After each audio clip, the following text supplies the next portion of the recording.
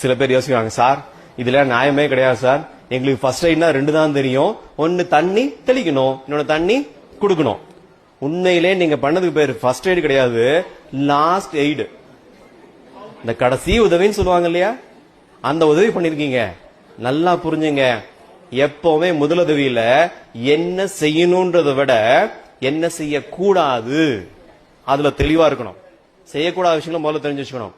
அந்த மாதிரி செய்யக்கூடாத விஷயங்களை வரும்பொழுது கட்டாயமா ஒரு 5 பேருக்கு தண்ணியே கொடுக்க கூடாது. தண்ணி கொடுத்தால் உயிர் போயிடும். யோசிக்கிறாங்க, சார் இப்படிலாம் கூட இருக்குமோ? இப்படிதான் இருக்கு. சரி, யாரெல்லாம் அந்த 5 பேர்? முதல்ல அன்கான்சியஸ், மயக்கமா இருக்கவங்களுக்கு தண்ணி கொடுக்க கூடாது.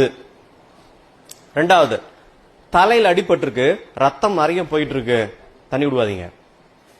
3வது, உடம்புல அடிபட்டிருக்கு, ரத்தம் நிறைய போயிட்டு இருக்கு, தண்ணி விடுவாதீங்க. 4வது, தீகாயம் பட்டிருக்கு, உடம்பு ஃபுல்லா தீகாயம் பட்டதுனால பாடி டெம்பரேச்சர் ரொம்ப அதிகமா இருக்கு, தண்ணி கேட்பாங்க, தண்ணி கொடுக்காதீங்க. 5வது, ஹார்ட் அட்டாக், அவங்களுக்கு தண்ணி கொடுக்காதீங்க. ஆனா யோசிச்சு பாருங்க, இதுக்கு முன்னாடி இந்த 5 பேருக்கு நாம என்ன பண்ணிருக்கோம்? தண்ணி தான் கொடுத்துருக்கீங்க. அநேகமா அவர் போய் சேர்ந்து அதுக்கு யார் காரணம்? நீங்க மட்டும்தான் காரணம், வேற யாருமே கிடையாது. இது வரைக்கும் நம்ம இந்த மாதிரி ஒரு ஆங்கில யோசிக்கவே இல்லை. சரி, நான் இப்படியே சொல்றேன், நீங்க ஃபாலோ பண்ணிடுவீங்களா? பண்ண மாட்டோம். அதனால ஏன் செய்யக்கூடாதுன்னு சொல்லிடுறேன். அப்ப மறுபடியும் இந்த வேலையை செய்யவே மாட்டோம். இப்போ ஒருத்தர் மயக்கமா இருக்காரு, அவருக்கு ஏன் தண்ணி கொடுக்கூடாது? யோசிச்சு பாருங்க, நம்ம எல்லாம் ஸ்கூல்ல படிச்சிருக்கோம். நமக்கு இந்த இடத்துல ஒரு சிஸ்டம் இருக்கு, அது பேர் எபி கிளாண்ட் பேரு. இதோட வேலை என்ன பண்ணிருப்பாங்க, பாடியோட அனாட்டமி கரெக்டா தெரிஞ்சதுன்னா இது ஈஸியா நம்ம புரிஞ்சிடும். இப்ப நாம எல்லாம் சுவாசிக்கிறோமா? எது வழியா சுவாசிக்கிறீங்க?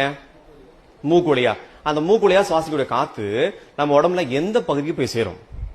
லங்ஸுக்கு போய் சேர்ந்துருது. சரி, இதோட சந்தேகம் இல்லையே. நல்லா பாருங்க, இப்ப நான் பேசிட்டே இருக்கும்போது டக்குன்னு மூக்க மூடிடுறேன், நான் என்ன செத்து போயிருவேனா? உடனடியா வாயை திறந்து வாய் வழியா சுவாசிக்க ஆரம்பிச்சிருவேன். கரெக்டுங்களா? இப்போ இன்னும் கொஞ்ச நேரம் கழிச்சு ஒரு மணி நேரம் கழிச்சு உங்களுக்கு பிரேக் விட போறாங்க, நீங்க சாப்பிட போறீங்க. அந்த சாப்பிடும்போது அந்த சாப்பிடக்கூடிய உணவுப் பொருள் வாய் வழியா சாப்பிடும்போது உடம்புல எந்த பகுதிக்கு போய் சேரும்? வயிற்றுக்கு போய் சேருது. பொதுவா சொன்னா வயிற்றுக்கு போய் சேர்ந்தது. நல்லா யோசிச்சுங்க. முன்னாடி மூக்கு வழியா சுவாசிங்க, அந்த காத்து லங்ஸுக்கு போயிடுச்சு. இப்ப வாய் வழியா சாப்பிட்டீங்க, அந்த சாப்பாடு வயிற்றுக்கு போயிடுச்சு. அப்பனா வாய் வழியா சுவாசிக்கக்கூடிய காத்து லங்ஸுக்கு போகுமா, வயிற்றுக்கு போகுமா?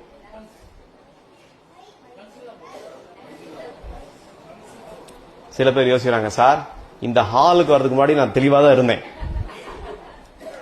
இப்ப எதை கண்ணை கட்டி காட்டுல விட்ட மாதிரி ஒரே கிளாரா இருக்குன்னு.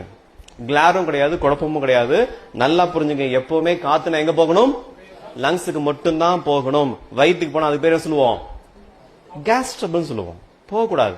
ஆனா எப்படி நடந்துச்சு? அங்கதான் இந்த எபி கிளாண்ட் வேலை செய்யுது. சோ நமக்கு இந்த எபி கிளாண்ட் என்னன்னா ஒரு வால்வா கற்பனை பண்ணிக்கலாமே. எபி கிளாண்ட் புரியாது எல்லாருக்குமே. ஒரு வால்வ் இருக்கு, அந்த வால்வ்ல 2 டியூப் இருக்கு. ஒன்னு உணவு குழாய், சுவாச குழாய். இந்த உணவு குழாய் சுவாச குழாயில இந்த சுவாச குழாய் மட்டும்தான் எப்பவுமே ஓபனா இருக்கும். உணவு குழாய் எப்ப திறக்கும்? நீங்க சாப்பாடு எடுத்துட்டு வாய்கிட்ட கொண்டு போறீங்க பாத்தீங்களா, அப்பதான் சுவாச குழாய் க்ளோஸ் பண்ணிட்டு உணவு குழாய் ஓபன் ஆகும். இது எப்ப நடக்கும்? நீங்க கான்சியஸா இருக்கும் போது மட்டும்தான் நடக்கும். இப்போ அவரு மயக்கமா இருக்காரா? நீங்க தண்ணி கொடுத்தீங்களா?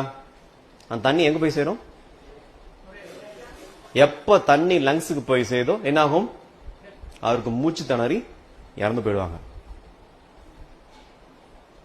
சமீபத்தில் ஒரு கம்பெனில கிளாஸ் எடுத்துட்டே இருந்தேன். இது சொல்லி முடிச்சோன்னு ஒருத்தர் சொன்னார், சார் ஒரு 10 நாளைக்கு முன்னாடி நடந்தது, நான் காலையில கம்பெனிக்கு வந்துட்டு இருந்தேன், எதிரில் ஒரு 8 வயசு பையன் சைக்கிள் ஓட்டிட்டு வந்தான், இன்னொரு வண்டியும் மோதி கீழே விழுந்தால பையன் உடனே மயக்கமாயிட்டான். அந்த கூட்டத்தில் யாராவது ஒருத்தர் அந்த பையன் வச்சு இந்த வாட்டர் பாட்டில் இருக்க தண்ணி எடுத்து உடனே கொடுத்தாரு. அடுத்து 1 நிமிஷம் சார் அந்த பையன் இறந்துட்டான். எனக்கு அப்ப புரியல ஏன் இறந்து போனான்னு சொல்லிட்டு. ஆனா இப்ப நீங்க சொல்லும் போது எனக்கு புரியுது, இது காரணம் அந்த தண்ணி தான் அப்படின்னு. சோ நல்லா புரிஞ்சுங்க, எப்போ ஒருத்தர் மயக்கமா இருக்காரோ அவருக்கு தண்ணி கொடுக்க கூடாது.